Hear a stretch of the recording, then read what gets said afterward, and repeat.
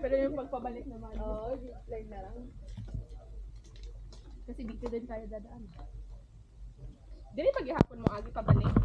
Lahi na. Kuha na dito sa ilan. Oh, sa Picos mo. Pustika. GL na. GL na, labas na yung GL.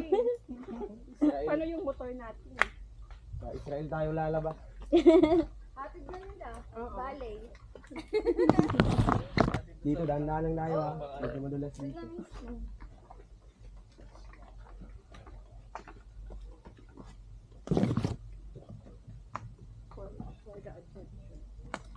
For the adventure, guys.